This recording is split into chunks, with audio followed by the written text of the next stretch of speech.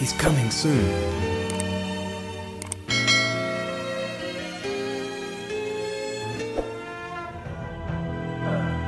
Shema Yisrael Yahweh Elohim. Shema Yisrael Yahweh Elohim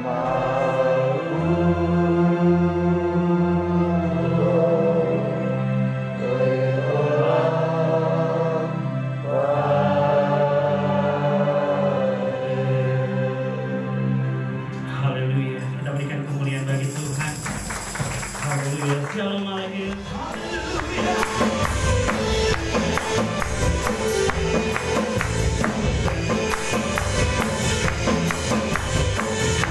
Kita katakan sama-sama Shabbat Shalom. Shabbat Shalom. Shabbat Shalom. Shabbat Shabbat Shabbat Shabbat Shalom. Shabbat Shalom. Shabbat Shalom. Shabbat Shabbat Shabbat Shabbat Shalom. Shabbat Shabbat Shabbat Shabbat Shalom. Shabbat Shabbat Shabbat Shabbat Shalom. Shabbat Shalom. Shabbat Shalom. Shabbat Shabbat lagi Shabbat Shalom. Shabbat Shalom. Shabbat Shalom. Shabbat Shabbat Shabbat Shabbat Shalom.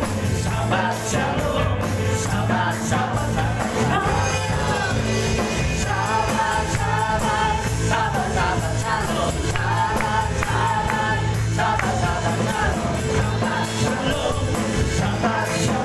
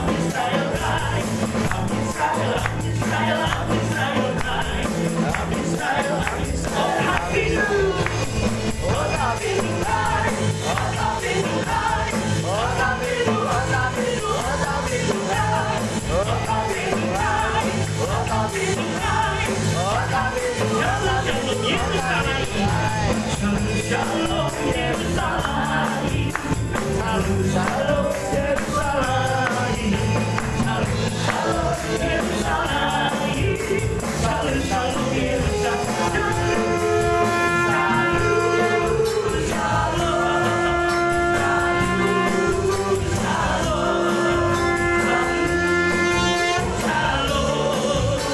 Shabbat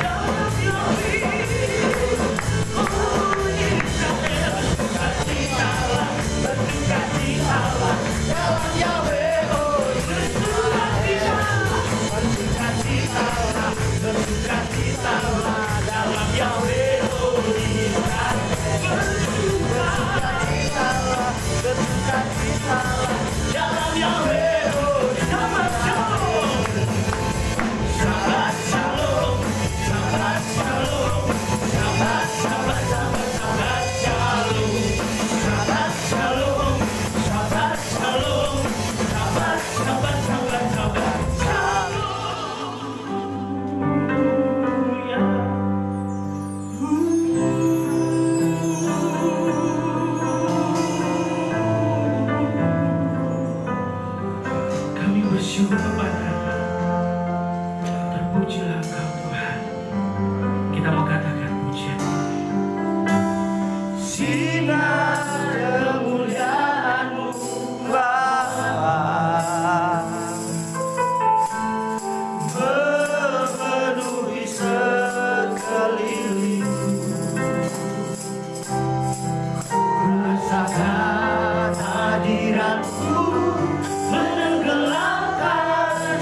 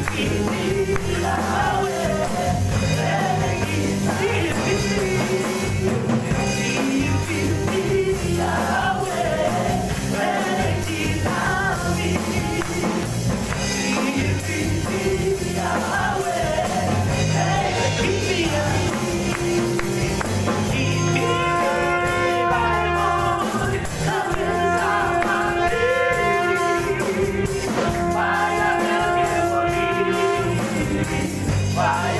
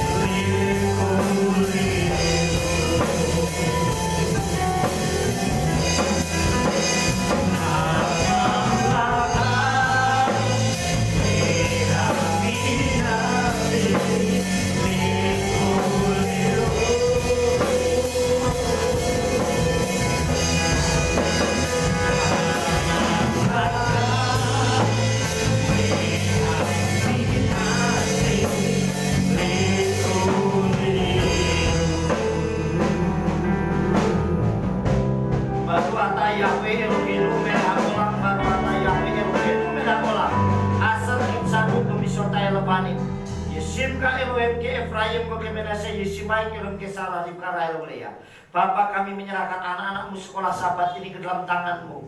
Baik mereka yang ada di ruangan ini maupun mereka yang mengikuti live streaming di rumah mereka masing-masing. Kami berdoa buat mereka semua Bapak. Segala roh kutuk, nenek moyang, agamawi, keturunan, kemiskinan, kecelakaan, maut, penyakit dan kebodohan kami tolak demi nama Adonai Yesus Masiah. Biarlah yang ada dalam diri mereka yang kekayaan, kemuliaan, sukacita, damai, sejahtera, berkat limpah, masa depan yang cerah bersama dengan Engkau. Tumbuh menjadi anak yang sehat, tumbuh menjadi anak yang cerdas, bahkan kecerdasannya 10 kali lipat dibandingkan anak zaman sekarang seperti Nabi Daniel. Bapa memberkati mereka menjadi anak-anak yang takut akan Elohim. Terima kasih Bapak. Sebentar kami merenungkan dawal Elohim-Mu, urapi mempelaimu dan urapi seluruh kilat-Mu dengan urapan yang sama. Kuasa dalam pikiran kami, berbicaralah ya Ruh Kudus, karena kami siap mendengarkan dawal Elohim-Mu demi nama Adonai Yesus Masiah. Amin. Anak-anak sekolah Sabat bisa ke ruangannya.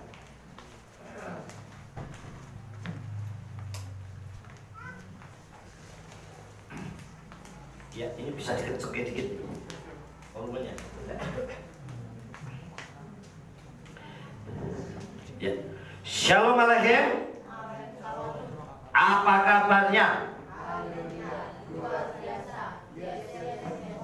Anak Tuhan, kita itu ya, Bapak Ibu Saudara yang dikasih oleh Tuhan, hari ini kita kembali dengarkan daftar Elohim, ya, yang saya beri judul, ya, ini gambarnya sudah menarik, saudara.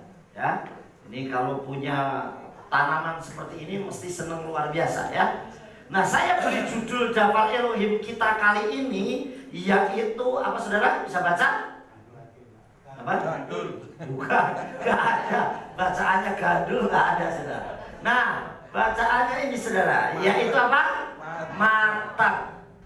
Saudara yang dikasih oleh Tuhan, saya yakin kita sering ngomong kata matang.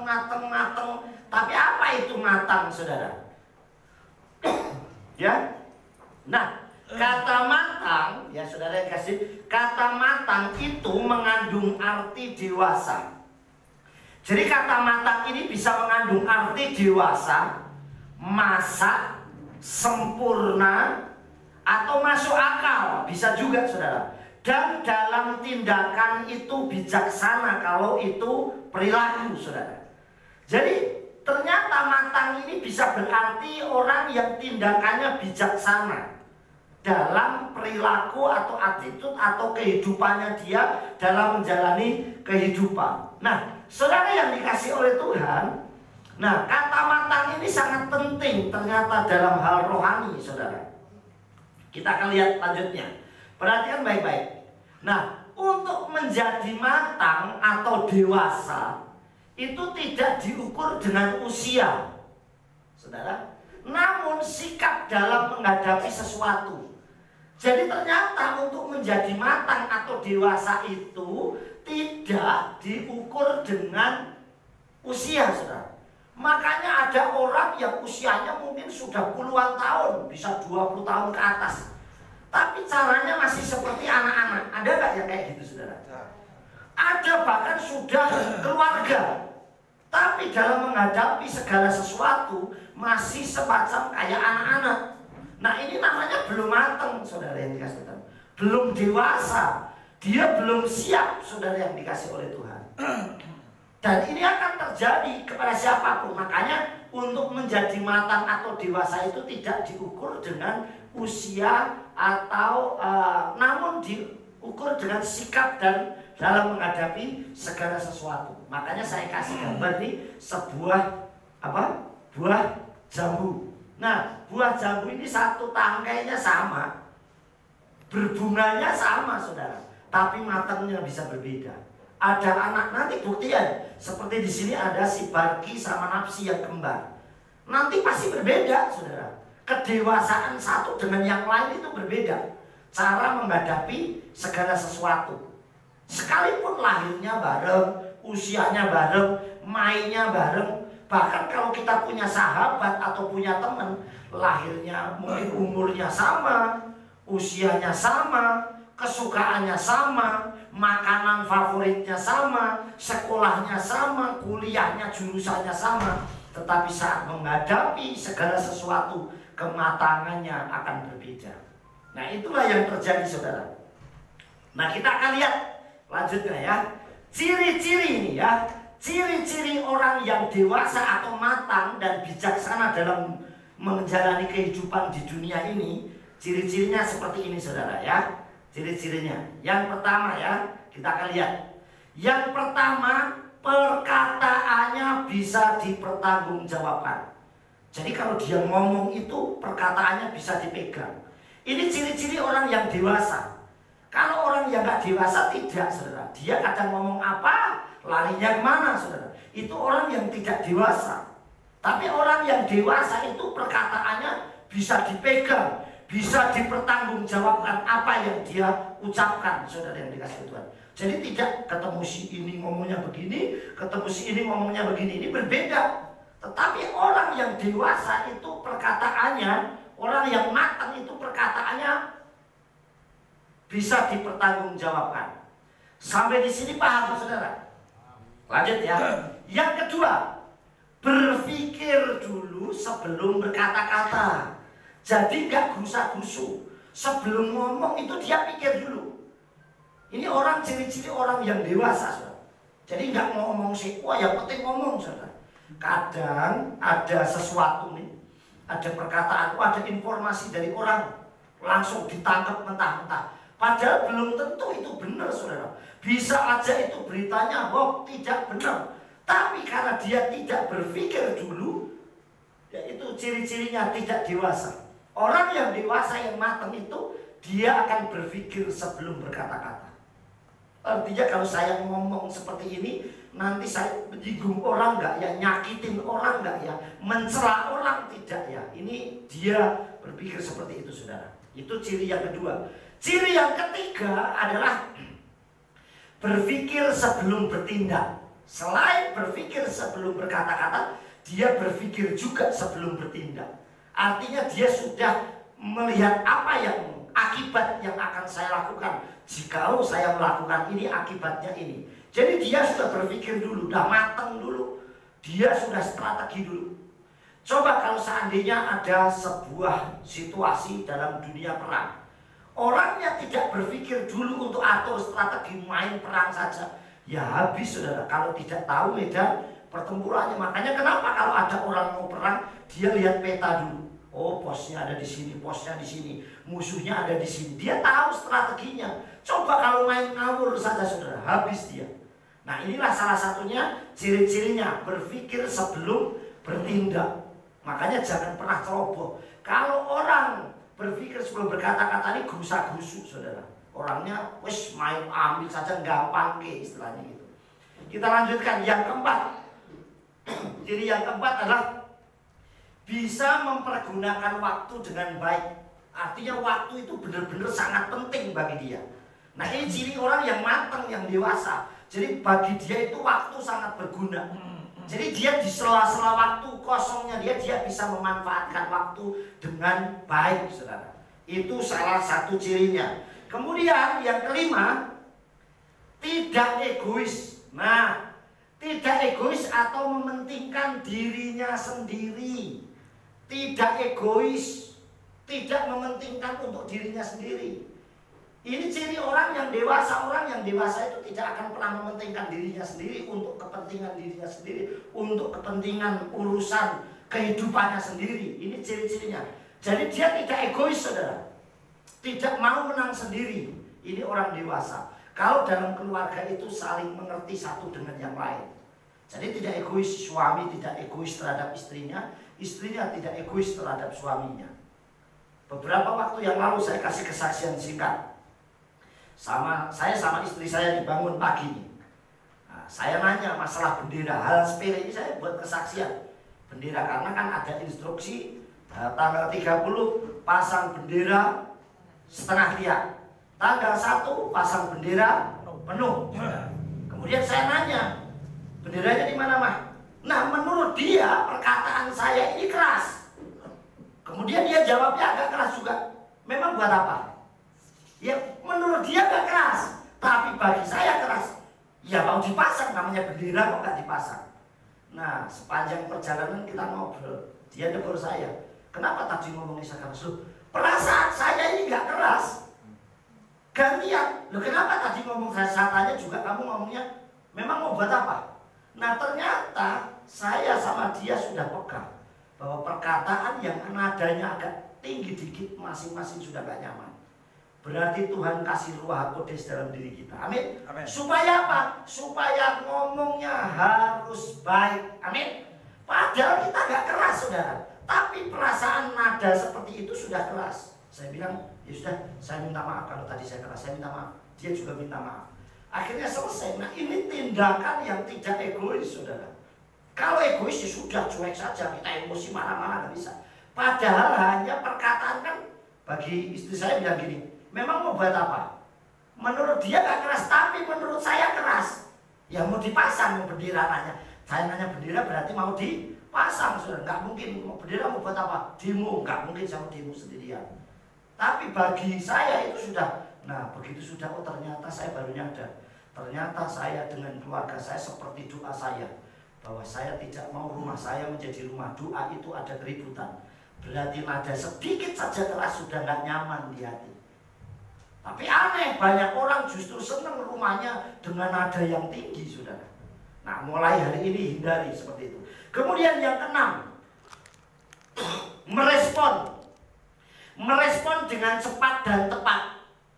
Baik dalam berkomunikasi. Ini orang yang dewasa, saudara. Orang yang dewasa itu ciri-cirinya merespon dengan cepat. Kalau dikasih perintah itu cepat, sinyalnya cepat. Oh iya, saya akan kerjakan seperti ini nih. Bahkan dia kreatif, inovatif, dia punya ide-ide yang bagus, dia kerjakan. Nah, yang repot itu kalau dia tidak merespon dengan cepat. Repot lagi kalau itu gembala.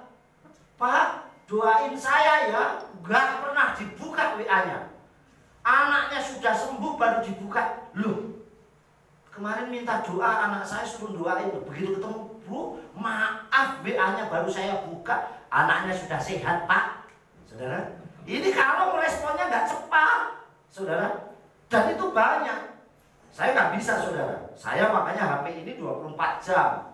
Kecuali dalam kondisi yang memang sangat capek, tidur yang nggak bisa buka WA. Artinya kalau tidur ada telepon nggak dengar. Kalau telepon pasti saya angkat. Jam berapapun istilahnya. Selama saya berkondisinya fit istilahnya. Kalau capek terus di silent ya nggak denger. Tapi pagi begitu saya mengirim renungan ada, mesti saya balas secepat mungkin. Nah, ini komunikasinya harus tepat, merespon. Makanya kalau ada gembala di WA sekarang balasnya bulan depan repot. Jemaatnya mau nyari susah, saudara. Ya kalau nggak urgent, kalau urgent, saudara. Nah, ini repot sudah dikasih. Nah, meresponnya harus dengan cepat dan tepat, baik dalam berkomunikasi. Komunikasinya harus baik. Itu juga di dalam pelayanan. Baik WL Singer, coba WL Singer sama pemain musik komunikasinya nggak bagus, nggak jadi, saudara. Tamburin juga nggak, komunikasinya nggak bagus, nggak bisa. Begitu juga dengan yang lain, jemaat dengan jemaat, pelayan dengan pelayan, rumah tangga, suami dengan istri, anak dengan orang tua dengan anak, dan seterusnya. Komunikasinya nggak baik, jadinya nggak bagus. Itu ciri-ciri, salah satu ciri-ciri orang yang matang atau yang dewasa. Jadi ini ciri-cirinya ada 6. Sekarang kita lanjutkan, saudara ya. Ciri-ciri orang yang dewasa dan bijaksana dalam hal rohani. Tadi kan dalam kehidupan duniawi. Nah, sekarang dalam hal rohani, saudara, kita akan lihat. Dalam hal rohani, kita lihat ya. Yang pertama pasti bergaul karib dengan Tuhan. Bergaul karib dengan Elohim. Dia punya hubungan yang baik dengan Tuhannya. Entah dia jam doanya, entah membaca kitabnya, entah apa yang jelas hubungannya. Sekarang kalau kita bayangkan kita ibadah berapa kali? Ayo, berapa kali? Seminggu sekali. Itu pun cuma 2 jam. Sehari itu ada 24 jam. Berarti hari ini kita hanya ibadah 10%-nya saja, saudara. Itu pun kurang. Karena kalau 10%-nya berarti 2 jam 40 menit. Kita cuma 2 jam. Itu cuma seminggu sekali. Tidak selama 1 minggu penuh, setiap hari 2 jam 40 menit. Tapi di rumah kita ada nggak hubungan dengan baik dengan Tuhan? Saya merespon dengan baik saat saya merenungkan daftar Elohim. Saudara di ladang, kayak di kantor, kayak di kerjaan, tetap bisa membaca kitab suci. Bisa merenungkan, terima kasih Bapak, hari ini saya menerima hal yang ajaib, yang baik, firman yang luar biasa. Bisa nggak seperti itu? Nah, ini bergaul karib dengan Tuhan, dengan Elohim. Kemudian yang kedua, suka bergaul juga dengan orang-orang yang baik dan rohani. Artinya senang kalau bergaul dengan orang yang baik. Ini ciri orang yang dewasa rohani, dia senang bergaul dengan orang yang rohaninya juga baik. Apalagi kalau rohaninya jauh lebih baik dibandingkan diri kita. Artinya tingkat kerohaniannya lebih baik. Saya mau belajar. Ternyata orang itu rendah hati. Nah, kita banyak belajar, saudara. Kemudian rajin merenungkan daftar Elohim. Nah, merenungkan daftar Elohim itu tidak selalu kita baca kitab suci. Tetapi sekitar, oh saya dikirim renungan, tiap hari saya renungan. Wah, hari ini saya sering menerima, saudara. Terima kasih Pak Gembala, hari ini renungannya pas dengan kehidupan saya. Kenapa saya mengalami dan saya tepat. Nah, ini banyak juga yang merespon. Artinya dia merespon dengan cepat. Renungan itu, rajin merenungkan. Apa itu daftar Elohim? Kemudian yang keempat, mengatur waktu antara dunia dan Tuhan itu sangat baik. Jadi balance. Tidak rohaninya kuat, dunianya enggak. Saya beri contoh rohaninya kuat. Itu begini. Mau kemana? Pelayanan. Tanya lagi, mau kemana? Pelayanan. Tiap hari pelayanan terus. Keluarganya enggak diurus. Ini enggak balance, enggak bagus. Sebaliknya juga, saudara. Dunianya terus, tiap hari kerja terus. Tuhan yang lupa. Ini enggak sesuai, enggak seimbang. Makanya hubungan antara dunia ya dia kerjakan, waktunya kerja dia kerjakan, tapi waktu hubungan dengan Tuhan dia tetap lakukan. Saya sering ngomong sama anak-anak saya, coba kamu main ke tempat temanmu, teman yang memang dia rohani, keyakinan agamanya baik. Saudara datang, begitu waktunya dia ibadah sembahyang, dia akan bilang, sorry tak tinggal sebentar. Mesti begitu. Saya mau sembahyang sih. Mesti begitu, saudara. Kita tidak. Waktunya ibadah saja ada tamu, ya wis, yang penting aku. Kok nggak ibadah? Ono tamu. Ya nggak, saudara? Coba bagi mereka, saudara yang dikasih oleh Tuhan, bagi mereka yang baik, saudara, orang-orang di luar kita yang baik, dia kan teman sekolah kayak apa. Bahkan beberapa waktu yang lalu saya pernah lihat Leti itu, bener ya Leti? Saya lihat Leti ngapain keluar dari sana, saya bilang, ternyata nganterin temannya sembahyang. Dia gak peduli saya di rumah siapa, tapi waktunya saya datangin Tuhan, saya akan lakukan. Itu menurut saya orang yang hebat, dicontoh secara kehidupannya, saudara. Tapi kita kadang waktunya ibadah, waktunya ini masih kerja saya, waktunya nanti ibadah nanti di rumah bisa. Coba saudara bayangkan, bisa gak kita melebihi orang-orang seperti itu? Nah makanya kenapa Yesus sampai katakan kalau kebenaranmu tidak melebihi orang Farisi, kamu tidak bisa masuk Samaria. Kita disuruh setingkat lebih tinggi dibandingkan orang Farisi dan ahli kitab. Artinya apa? Supaya ketaatan kita sama Tuhan itu jauh dibandingkan yang lain. Saudara yang dikasih, saya selalu ingat, begitu saya di beberapa waktu saya ke ladang. Nah, mulai tani, saudara. Tapi saya selalu lihat, begitu saya jam 11:30, orang yang di ladang pada pulang. Saya yakin banyak orang yang pulang itu selain memang makan itu pasti butuh, tapi dia tetap lakukan kewajiban dia untuk dia ibadah. Bisa nggak kita seperti itu? Tuhan, hari ini saya tetap di ladang. Saya nggak bisa pulang, tapi saya tetap berdoa padamu.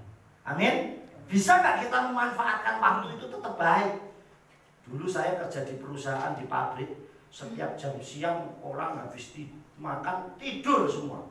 Entah pakai kardus, pakai apa, di lorong-lorong atau di apa gang-gang pabrik itu orang pada tidur.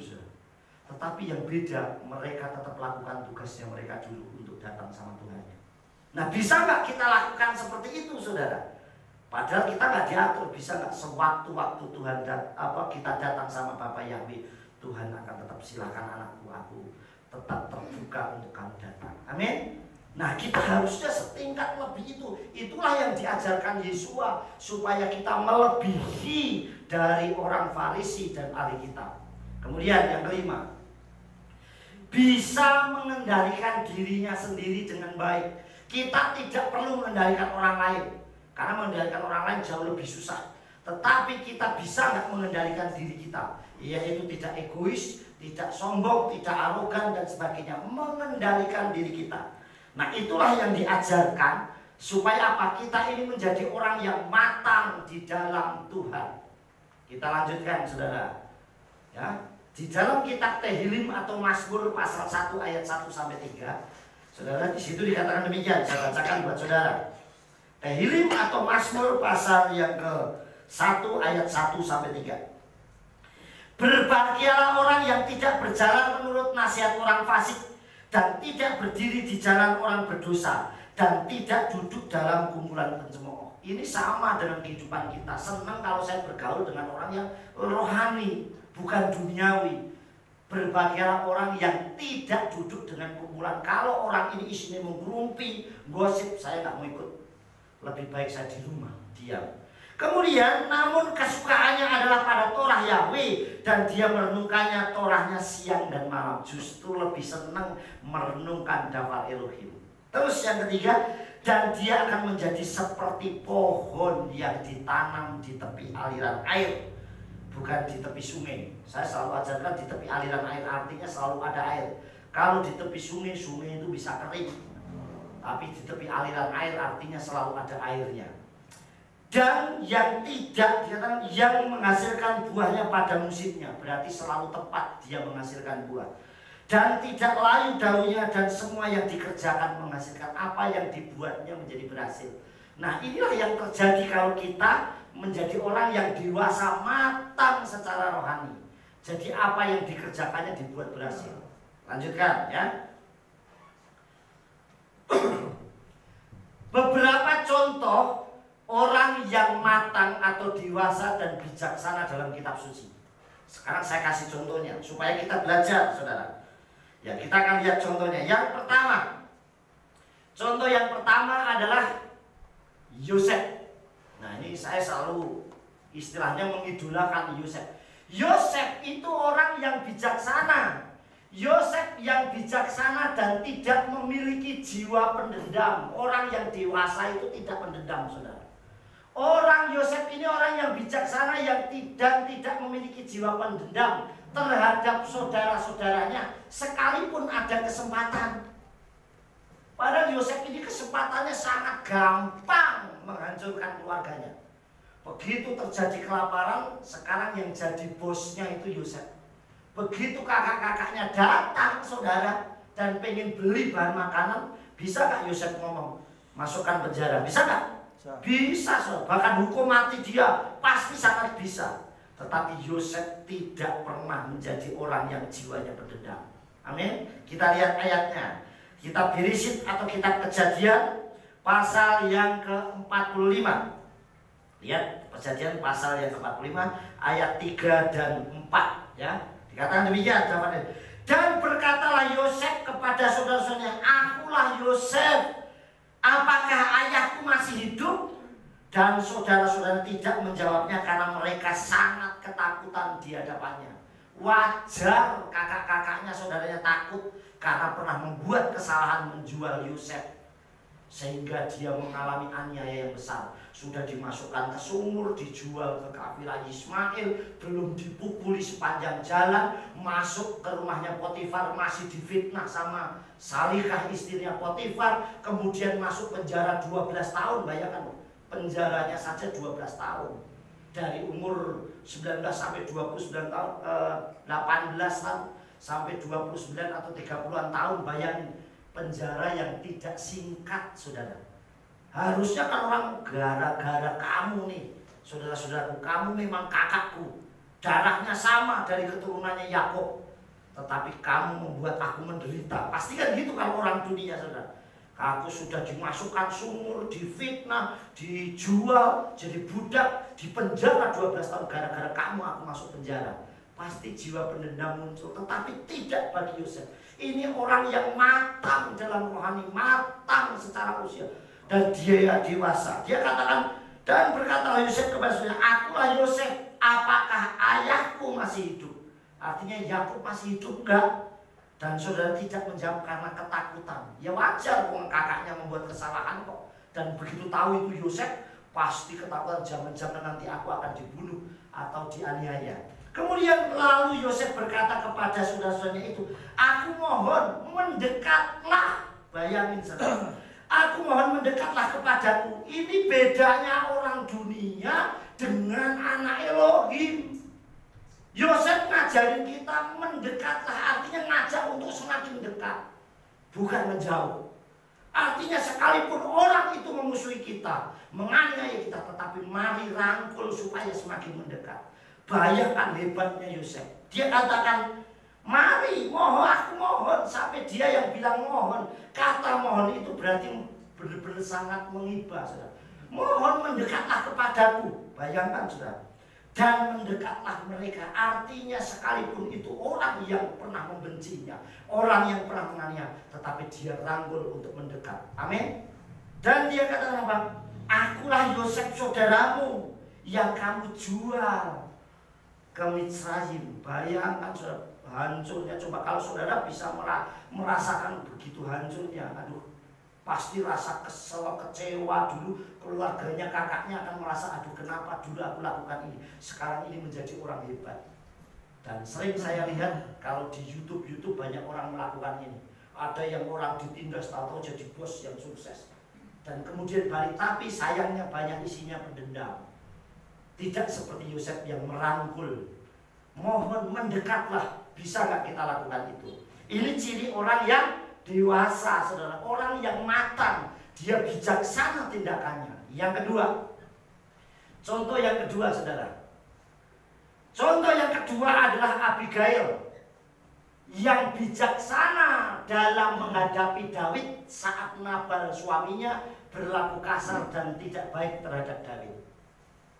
Ini istri yang bijaksana, sangat baik, bisa menenangkan hati musuh orang, bukan malah menjadi kompornya atau lason hara, mulut, lidah dusta, lidah yang jahat, saudara. Kita lihat di dalam kitab 1 Samuel 1 Samuel pasal yang ke-25 ya. Saya bacakan buat saudara ayat 23. Dan Abigail melihat Daud dan dia bergegas lalu turun dari keledainya dan menundukkan wajahnya di hadapan Daud dan membungkukkan tubuhnya ke tanah. Yang membuat kesalahan siapa, saudara?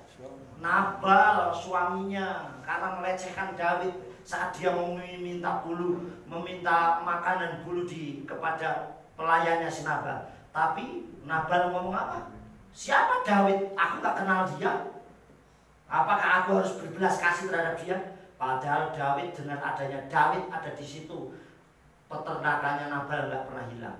Makanya Daud marahlah luar biasa dan akan dihabisi semuanya. Sampai dia katakan tidak ada satupun yang bisa tuntas berkencing, istilahnya gitu.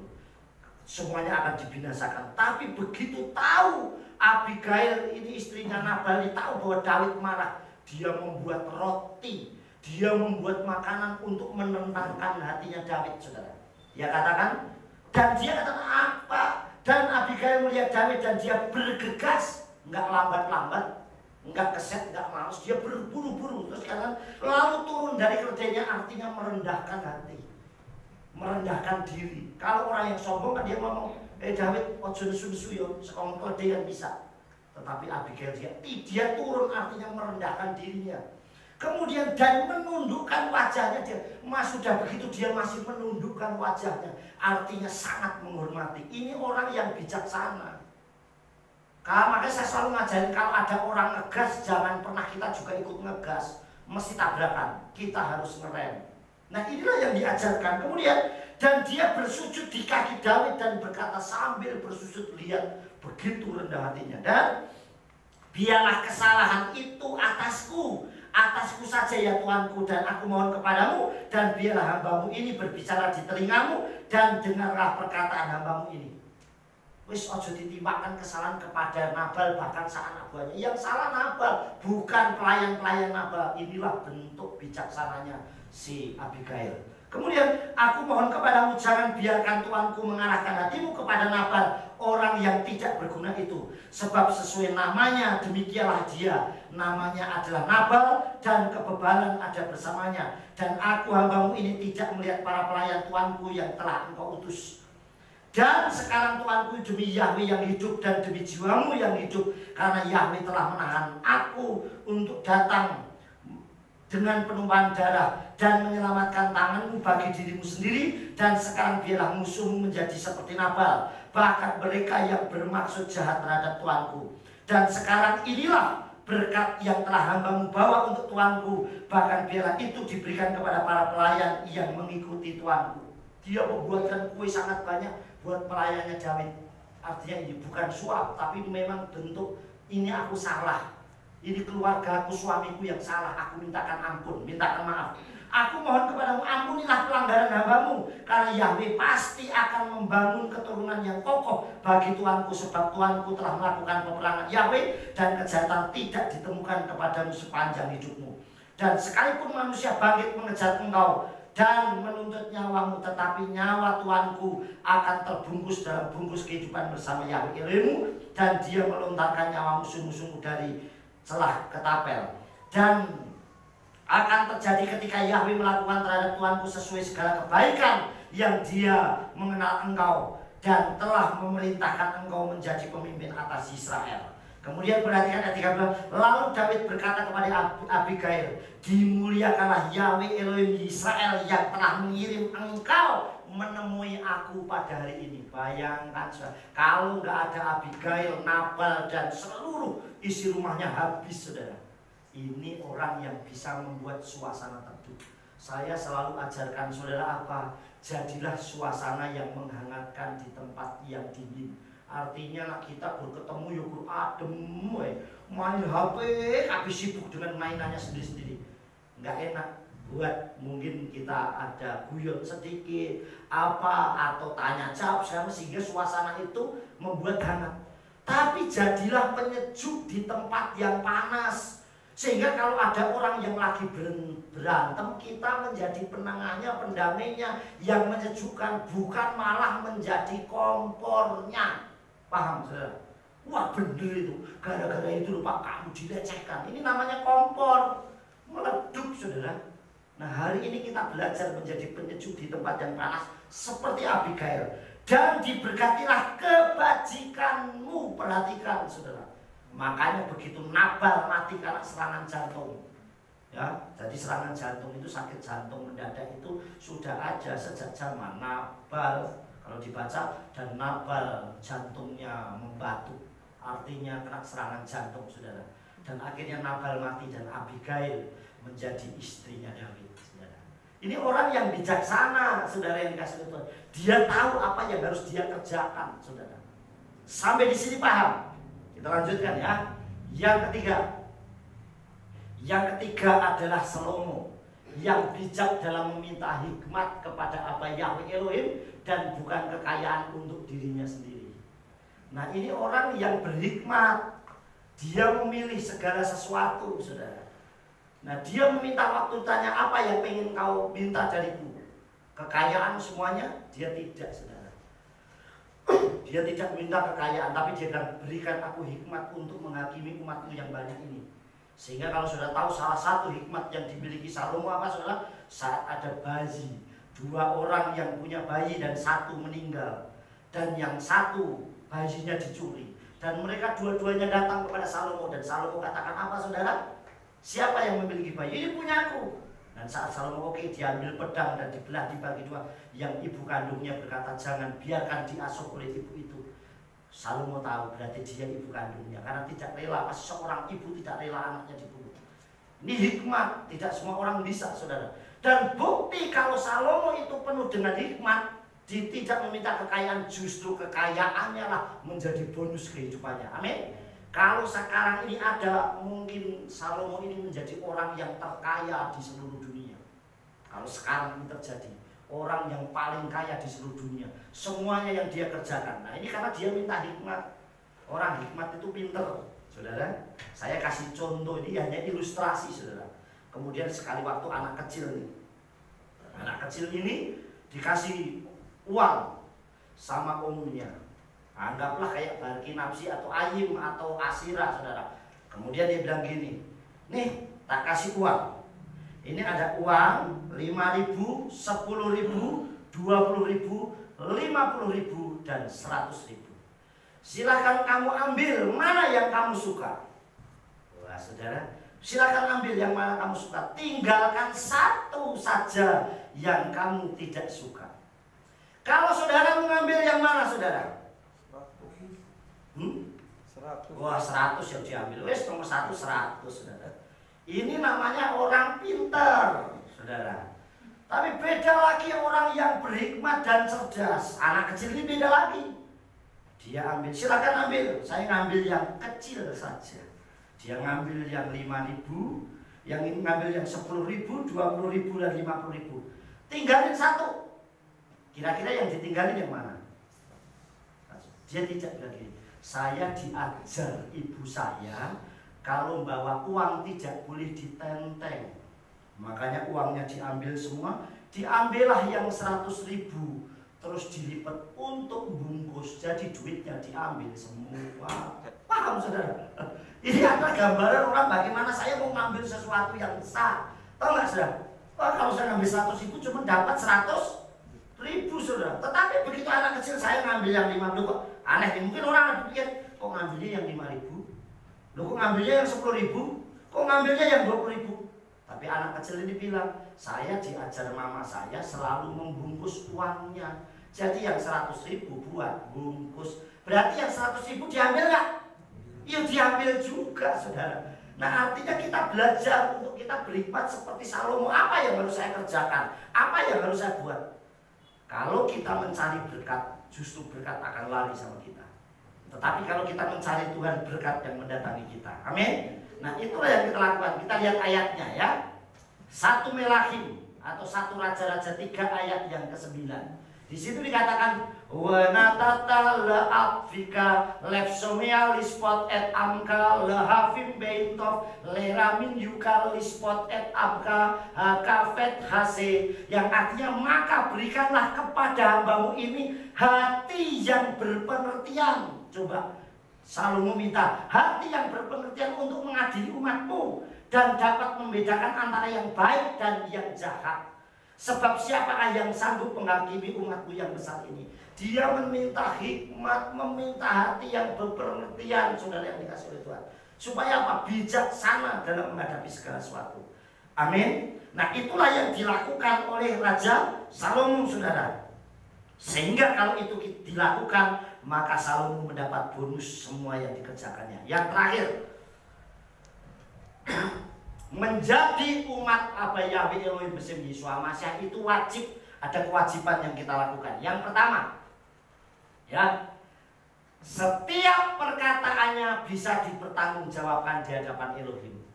Mungkin orang nggak percaya dengan kita, tetapi Tuhan tahu hati kita. Amin. Jadi perkataan kita itu bisa dipertanggungjawabkan bukannya di hadapan manusia, tetapi di hadapan Elohim. Yang kedua, memiliki iman yang lebih unggul dibandingkan yang lainnya. Artinya kita yang memiliki iman yang menaklukkan dunia, iman yang menaklukkan dunia, iman yang mengalahkan dunia, iman yang di atas rata-rata atau excellent fight, iman yang unggul. Jadi kalau menghadapi sesuatu punya iman, dia tenang saja. Makanya tadi di Nglelo saya sampaikan, tenang, jadilah engkau tenang, santai saja, tenang saja menghadapi segala sesuatu, supaya kita dapat melakukan segala sesuatu dengan bijaksana. Karena orang yang tenang itu pasti dia akan bijaksana.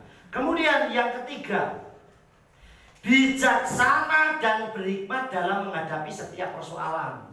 Jadi dalam menghadapi segala sesuatu itu bijaksana. Apa yang harus, makanya itu dibilang yang tadi saya bilang apa? Berpikir dulu sebelum bertindak.